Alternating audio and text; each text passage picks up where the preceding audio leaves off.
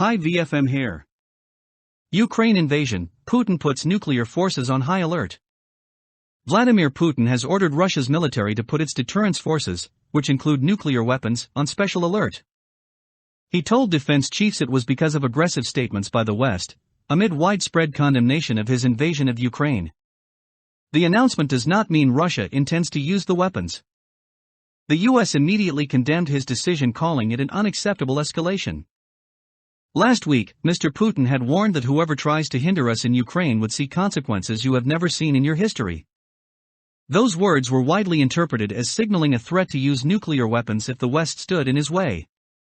That warning became sharper on Sunday when he ordered the Russian defense minister and the chief of the military's general staff to put the nuclear deterrent forces on a special regime of combat duty.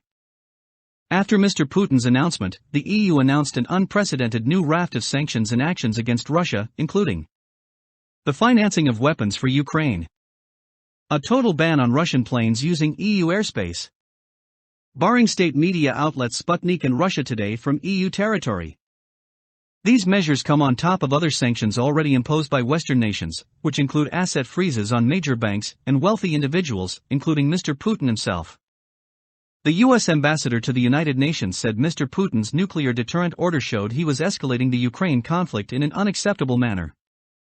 The White House said Russia had not been under threat from NATO at any point, while NATO Secretary General Jens Stoltenberg described Mr. Putin's comments as dangerous rhetoric. The very public shift to high alert status is a way for Moscow to send a warning. Moving to alert status likely makes it easier to launch weapons more quickly. But it does not mean there is a current intent to use them. Russia has the largest stockpile of nuclear weapons in the world, but also knows that NATO also has enough to destroy Russia if they were used.